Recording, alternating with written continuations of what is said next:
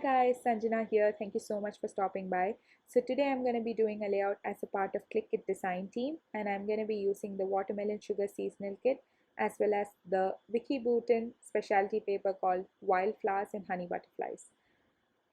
For this layout, I decided to go with this background because it kind of reminded me of like a sunset in a beach where the top blue portion was the sky and the pink portion was the sunset, and it was perfect for the picture I was scrapping because I was scrapping a picture of me in a field of blue bonnets, and I had fussy cut all the butterflies from the specialty paper I had shown you earlier. So I had like this vision where I wanted the butterflies to fly out of my picture towards the sky, and that was my vision. And I wanted something behind my pictures, so I decided to use a stencil which has been in my stash for a very long time. It is a 6x6 stencil by Paige Evans called Doilies. I love this stencil, and I decided to have like a very muted effect with the stencil, so I decided to use acrylic paint and dab it using a sponge through my stencil. I love the effect that it created.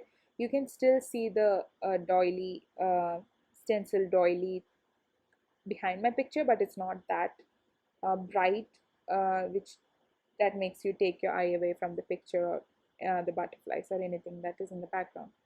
What you didn't see me do right there is I have backed the pictures with tissue paper, and then I added like foam tape behind it so that it's like a little lifted off from the background. And now I'm placing my butterflies to see how I want it to be. And so this was my plan, where I wanted a few butterflies under my picture where it felt like it was on the flowers or something like that. And then the reason I tilted my picture was that I wanted the butterflies to come out through between my picture outwards diagonally, and that's what I'm doing right here. Another thing which I decided to do with the butterflies was that I randomly chose butterflies which I added double foam in the middle of the butterfly so that I can actually fold its wings so that it feels like a 3D effect where you can see it from the side and it feels like it's going to flap its wing and like fly off from my paper. So that's what I'm doing right here.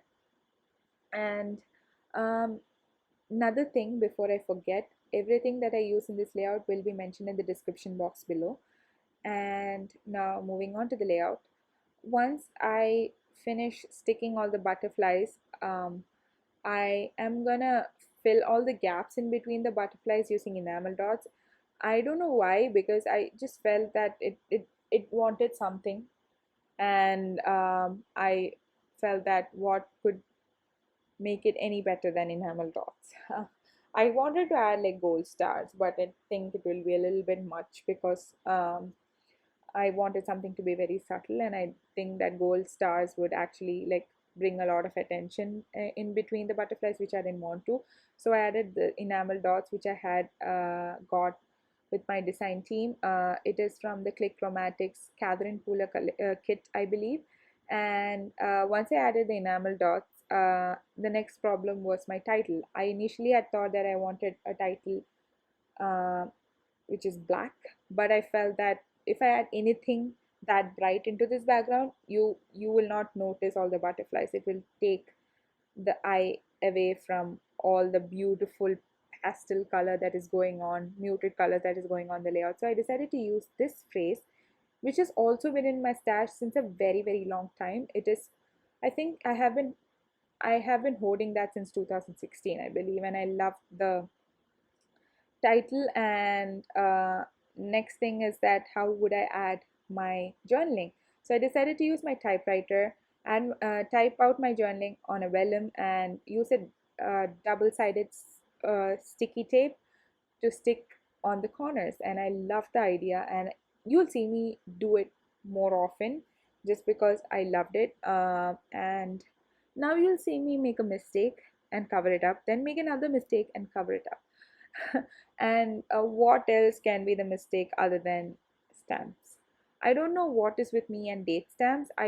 Anytime I try to add date stamp to my layout, I always mess it up, and that's one reason why I avoid stamps a lot, because I'm all the experience I've had with date stamps is the same. Like I mess it up, then I have to cover it up. So right now you'll see me do that. Then I messed it. I tried to cover it up. I tried to savage it by adding by writing on it. It made it worse, so I used like a face sticker from my add-on kit and covered it up. Then I did at the bottom the same thing, but it overlapped the vellum, that I had to cover it up again. And so that's it for my layout, you guys. Please like, comment, and subscribe. Please do let me know if you like the video. Thank you.